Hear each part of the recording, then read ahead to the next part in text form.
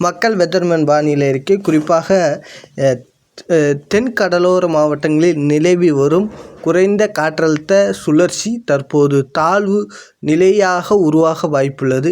படிப்படியாக இதோட குறிப்பாக தமிழ்நாட்டின் ஒரு வரலாற்று சாதனையாக இதை பார்க்க வேண்டும். என்ன காரணம், கோடை காலத்தில் இப்படி ஒருப்பட்ட சுழற்சி தமிழ்நாட்டு, அதுவும் குறிப்பாக தென் கடலோரம் கன்னியாகுமரி முதல் இலங்கை இடைப்பட்ட பகுதியில் உருவாகுவது வடகிழக்கு பருவமழை மட்டும்தான் தற்போது நிலவி வருவது ஒரு அதிசயமாக பார்க்க வேண்டும் என்பதையும் தெரிவித்துக்கொள்கிறேன்.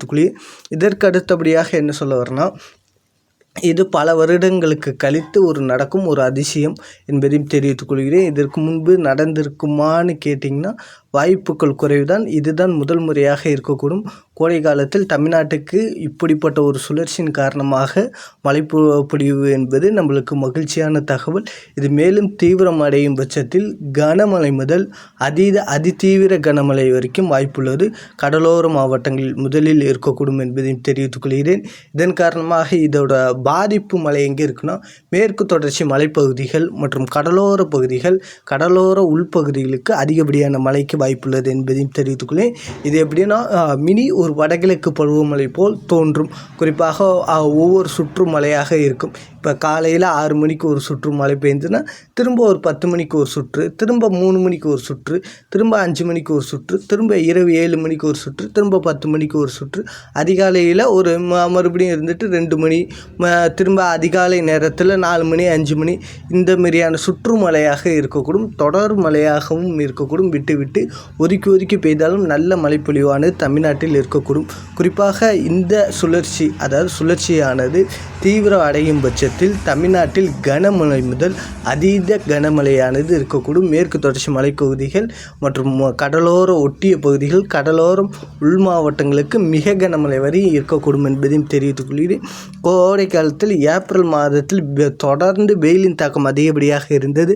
ஆனால் இப்போ அடுத்த 5 நாட்களுக்கு தொடர் மழையாக இருக்கக்கூடும் என்பதையும் தெரிவித்துக் கொள்ளி, தொடர்ந்து மழைப்பொழிவானது இருக்கக்கூடும் விட்டு என்பதையும் பார்ப்போம். முதலில் பார்க்கும்போது கன்னியாகுமரி மாவட்டம், குறிப்பாக இந்த மார்த்தாண்டம், குளச்சல், பேச்சிப்பாறை, கோரையாறு அணைக்கட்டு பகுதிகள், பெருஞ்சாவணி அணைக்கட்டு பகுதிகள் போன்ற பகுதியில் மழையானது இருக்கக்கூடும். மற்றும் நாகர்கோவில் மாநகரம் சுற்றுவட்டார பகுதியில் பலத்த மழைக்கு வாய்ப்புள்ளது. விட்டு மழைப்பொழிவானது இருக்கக்கூடும். தென்காசியை எடுத்துக்கொண்டால் கடையநல்லூர், புளியங்குடி மற்றும் வாசுதேவநல்லூர், பாவுச்சத்திரம், சுரண்டை, கணையம் மற்றும் குற்றாலம், செங்கோட்டை மற்றும் புதூர் மற்றும் கண்மொழி, அச்சம்புதூர் மற்றும் புளியரை சுற்றுவட்டார பகுதியில் தொடர் மழையாக விட்டு அவ்வப்போது இருந்து கொண்டே இருக்கும். அதற்கு அடுத்தபடியாக திருநெல்வேலி மாவட்டம் ஊத்து, மாஞ்சோலை, மணிமுத்தாறு, பாபநாசம், அம்பாசமுத்திரம் மற்றும் கலையங்குறிச்சி போன்ற பகுதியில் மழைப்பொழிவானது தீவிரமடைந்து இருக்கக்கூடும். இதன் காரணமாக குற்றால அருவியில் வெள்ளப்பெருக்கு ஏற்படக்கூடும் என்பதையும் தெரிவித்துக் கொள்கிறேன் தென்காசி மாவட்டத்துக்கு.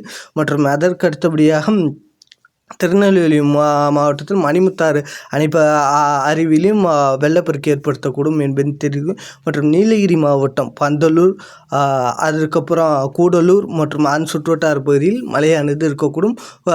ஊட்டி, கொடை, அதேபோல் கீழ்கோத்தகிரி மற்றும் கொடநாடு போன்ற பகுதியில் மழையானது இருக்கக்கூடும்.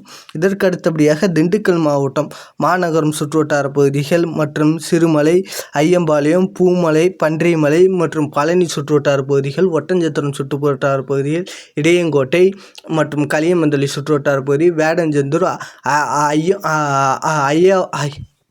அயலூர் சுற்றுவட்டார பகுதியில் மழைப்பொழிவானது இருக்கக்கூடும். மற்றும் இதற்கடுத்தபடியாக தூத்துக்குடி மாவட்டம், குறிப்பாக கடம்பூர், கோவில்பட்டி, கழுகுமலை, கசுவந்திரம், ஒட்டபிராமம் மற்றும் பெரும்பாலான பகுதியில் மழையாக இருக்கக்கூடும். அதற்கடுத்தபடியாக புதுக்கோட்டை மாவட்டம் ஆலங்குடி மற்றும் நெடுவாசல், அறந்தாங்கி, திருமயம் மற்றும் மாநகரத்தில் தொடர் மழையாக இருக்கக்கூடும் என்பதையும் தெரிவித்துக்கொள்ளேன்.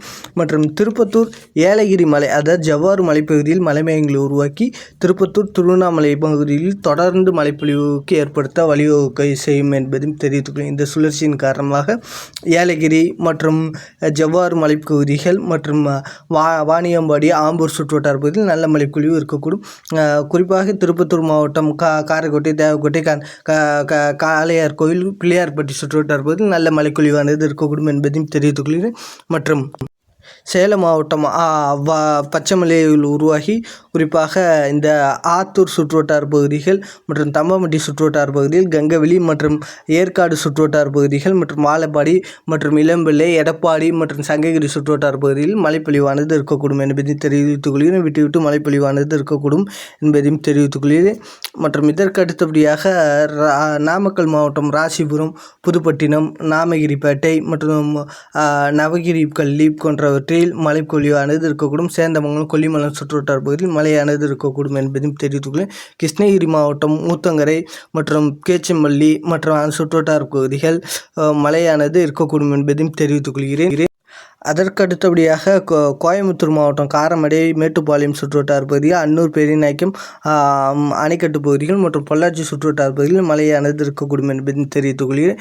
மற்றும் திருச்சி மாவட்டம், குறிப்பாக திருச்சி, கரூர் போன்ற மாவட்டங்கள் மற்றும் திருப்பூர், மூலனூர், தாராபுரம் மற்றும் காங்கேயம் போன்ற பகுதிகள், வெள்ளையங்கோயில் மற்றும் சின்ன தாராபுரம் போன்ற பகுதியில் மழையானது இருக்கக்கூடும்.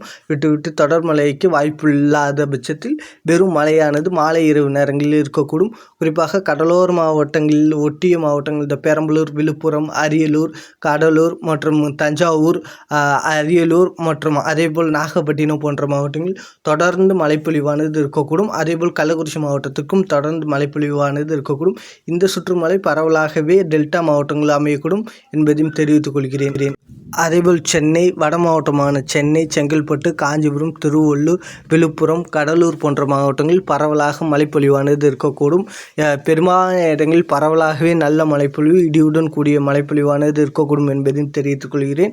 மற்றும் குறிப்பாக இதில் கனமழை, மிக கனமழை பெய்யும் பட்சத்தில் 2 நிமிட அறிக்கையானது வெளியிடப்படும் என்பதையும் தெரிவித்துக் கொள்கிறேன். தொடர் மழைப்பொழிவு டெல்டா மாவட்டங்களில் அமையக்கூடும். தென் மாவட்ட கடலோர பகுதிகள், வட மாவட்ட கடலோர பகுதிகள் மற்றும் டெல்டா ஒட்டியுள்ள உள் மாவட்டங்களுக்கு தொடர் மழைக்கு வாய்ப்புள்ளது என்பதையும் தெரிவித்துக் கொள்கிறேன். மற்றும் அதற்கு அடுத்தபடியாக அடுத்த 3 நாட்களுக்கு தொடர் மழைப்பொழிவு விட்டு விட்டு இருக்கக்கூடும் என்பதையும் தெரிவித்துக் கொள்கிறேன். நன்றி, வணக்கம். மக்கள் பெதர்மன்.